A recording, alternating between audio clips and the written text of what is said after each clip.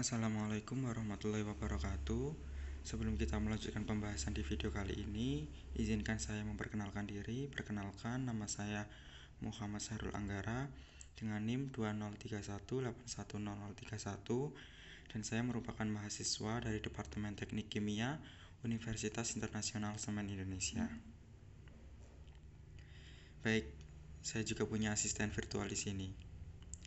Jadi di video kali ini saya akan membahas mengenai equation for rate of settling in centrifuge. Sebelum kita melanjutkan pembahasan, di bawah ini ada ilustrasi sederhana mengenai pengendapan partikel dalam alat sentrifuge.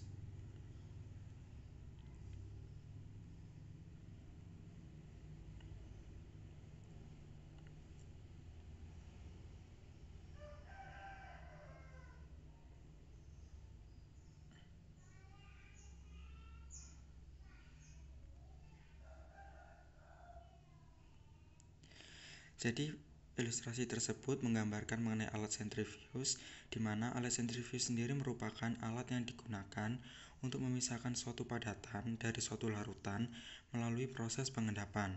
Dengan prinsip kerja alat ini menggunakan perbedaan massa jenis zat serta putaran atau gaya sentrifugal. Dan ini merupakan gambar yang diambil dari buku Gen Koplis mengenai particle settling in sedimenting tubular bowl centrifuge. Jadi, liquid yang mengandung padatan akan dimasukkan melalui feed dari bawah, kemudian alat akan berputar dengan kecepatan yang sangat tinggi. Dikarenakan adanya perbedaan massa jenis antara padatan dan liquid, maka padatan akan menempel pada dinding sentrifuge, sedangkan liquid akan keluar melalui liquid discharge.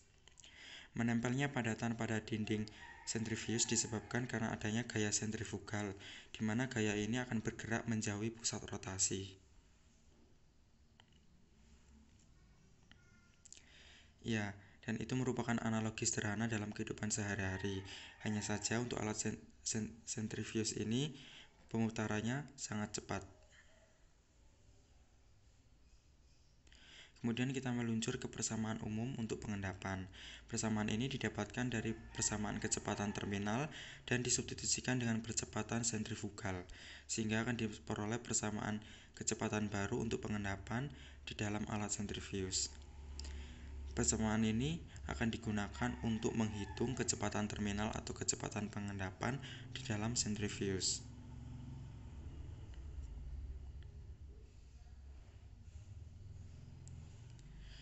Kemudian kita tahu bahwa kecepatan merupakan bentuk diferensial dari dr per dt, sehingga kita rubah bentuknya menjadi dt sama dengan dr per v. Kita substitusikan persamaan kecepatan terminal sebelumnya, sehingga didapatkan persamaan 14,4/9. Untuk menghilangkan bentuk diferensial dari kedua ruas, kita mengintegralkan dengan integral tertentu dengan batas R sama dengan R1 pada saat T sama dengan 0 dan R sama dengan R2 pada saat T tertentu. Sehingga akan menjadi bentuk diferensial seperti ini. Kemudian diintegralkan dan didapatkan persamaan 14,4/10. Persamaan 14,4/10 merupakan persamaan yang digunakan untuk menghitung residence time atau waktu tinggal. Nah, waktu tinggal sendiri merupakan waktu yang diperlukan oleh suatu partikel untuk memisahkan diri dari liquid atau larutannya. Kemudian kita juga mengetahui persamaan umum untuk laju alir, di mana Q sama dengan volume dibagi waktu. Kemudian kita substitusikan persamaan residence time sebelumnya, sehingga akan diperoleh persamaan laju alir sebagai berikut. Jika diketahui persamaan volume dari alat sentrifuge adalah V sama dengan PB dalam kurung R2 kuadrat minus R1 kuadrat, kita substitusikan persamaan V sehingga diperoleh persamaan 14,4/11.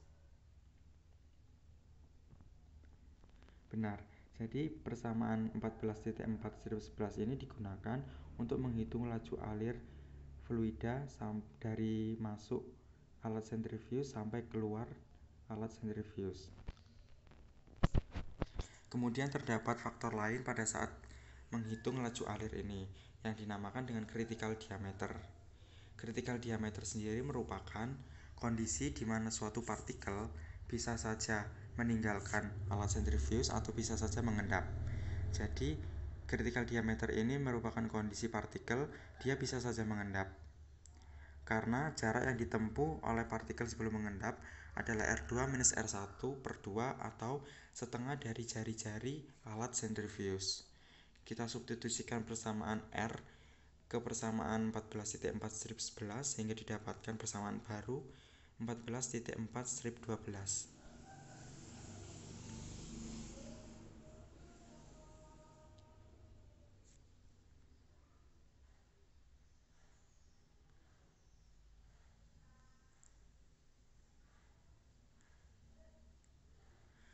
Kemudian kita masuk ke pembahasan terakhir mengenai kondisi tertentu dalam pengendapan. Kondisi tertentu ini terjadi apabila laju alir yang masuk dalam alat sentrifuge mengalami penurunan. Sehingga kita bisa menuliskan persamaan 14.4/8 dengan merubah nilai R sama dengan R2 dan dP sama dengan dPc sehingga diperoleh persamaan baru 14.4/13. Kemudian terdapat persamaan T sama dengan V per Qc sama dengan R2 per R1 per 2 per Vt, di mana T sama dengan V per Qc merupakan persamaan umum laju alir, sedangkan T sama dengan R2 minus R1 per 2 per Vt merupakan persamaan umum gerak lurus. Substitusikan persamaan 14.4/13 ke persamaan gerak lurus, maka akan diperoleh persamaan T sama dengan 18 mu dalam kurung R2 minus R1 tutup kurung per 2 per omega kuadrat R2 D kuadrat dalam kurung rho P minus rho, dimana ini yang digunakan untuk menghitung waktu pengendapan pada kondisi tertentu.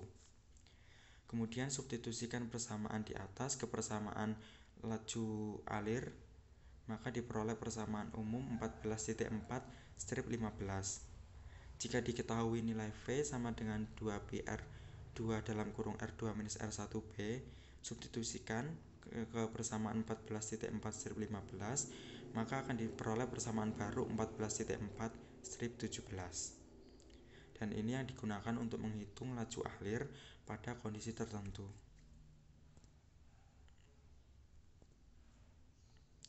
Sebelum mengakhiri pembahasan di video kali ini, izinkan saya menyampaikan sesuatu.